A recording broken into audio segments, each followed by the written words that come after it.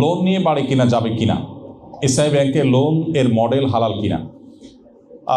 দেখুন, আপনারা অনেকেই আছেন এখানে যারা আছেন, আরও অন্যান্য দেশে যে সমস্ত ভাইয়েরা আমাদের আছেন, আমি জানি আপনাদের কাছে এমন এমন অফার আছে যে অফারটা চরম লোভনীয়। এই অফার আসলে ডিনাই করা বেশ কঠিন কাজ।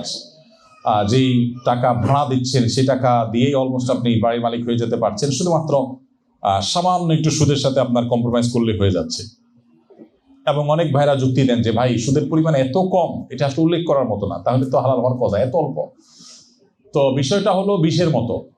বিষ বোতল ভরে খেলে যেরকম আপনার ক্ষতি হবে, সামান্য একটু বিষ পানিতে মিশিয়ে দিল, এটাও কিন্তু আপনি খাবেন না। ঠিক একইভাবে নবী সাল্লাল্লাহু আলাইহি ওয়াসাল্লাম বলেছেন, মা হারামা কাসীরুহু ফাকালিলুহু হারাম। যে জিনিসটা পরিমাণে বেশি হলে হারাম, সেটা পরিমাণে কম হলেও হারামই থাকবে।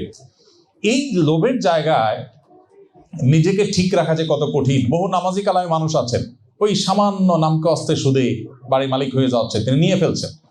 আমার প্রশ্ন হলো, এই বাড়িটা নিয়ে আপনি কি করবেন আমাকে একটু বোঝান। কবরে নিয়ে তো যেতে পারবেন না, সাথে নিয়ে যেতে পারলে একটা ব্যাপার ছিল। এটা রেখে আপনি দুনিয়া থেকে চলে যাবেন, কার জন্য রেখে যাবেন?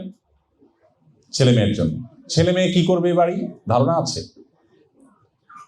99% পসিবিলিটি এবং সম্ভাবনা হলো আপনার সন্তানরা এই বাড়ি বিক্রি করে ক্যাশ করে ফেলবে, তারা এই বাড়িতে থাকবে না। যদি সন্তানরা বিক্রি নাও করে, যে বাবা মার প্রতি অনেক দুর্বলতা, অনেক ভালোবাসা, ঠিক আছে আমার বাবা অনেক কষ্ট করে বাড়িটা তৈরি করেছেন আমার জন্য, সে হয়তো বিক্রি করলো না, আপনি নিশ্চিত থাকেন আপনার নাতিপুতিরা অবশ্যই বিক্রি করে দিন। সো এটা যাদের জন্য এত কিছু করছেন, হালাল হারাম বাজ বিচার না করে আপনার আখিরাত ধ্বংস করে, তারা নিজেরাও এটাকে ওন করবে না। এটা হলো বাস্তবতা। অতএব কিসের জন্য? আরেকটা জিনিস হলো যে কিয়ামতের দিন আল্লাহ সুবহানাহু ওয়া তাআলা বলেছেন, ইয়াউমা ইয়াফিরুল মারউ মিন আখিহি ওয়া উম্মিহি ওয়া আবিহি ওয়া সাহিবাতিহি ওয়া বানিহি। সেদিন ভাই সন্তান বাবা মাকে দেখে পালাবে, বাবা মা সন্তান দেখে পালাবে, সবাই যার যার নিজের চিন্তা থাকবে। কিয়ামতের দিন কোনো সন্তান, একজন সন্তানও দাঁড়াবে না, দাঁড়িয়ে বলবে না আল্লাহকে, আল্লাহ আমার বাবা শুধু লোন নিয়ে বাড়ি করেছে আমাদের জন্যই, বেচারা যেহেতু আমাদের জন্যই করেছে, অতএব শাস্তিটা আমাকে দেন, আমার বাবাকে ছেড়ে দেন। এরকম কেস একটাও ঘটবে না। কোভিড-19 সময় আমরা দেখেছি কিভাবে সন্তান বাবাকে, বাবা সন্তানকে, স্বামী স্ত্রী স্বামীকে কিভাবে ভুলে। কোভিড-19 তো কোনো ইস্যুই ছিল না, ছোট্ট একটা ইস্যু ছিল। আখিরাতের ভয়াবহতার সাথে কম্পেয়ারেবলই না। সেখানে আখিরাতের ভয়াবহ চিত্র যখন আসবে, তখন যাদের জন্য আপনি, ওই যে বাংলায় কথা আছে না, যার জন্য চুরি করি সে কয় চোর। এই সন্তানই বলবে, আল্লাহ আমার বাবা আমাদেরকে সুদ খাইয়েছেন, তাকে ধরেন।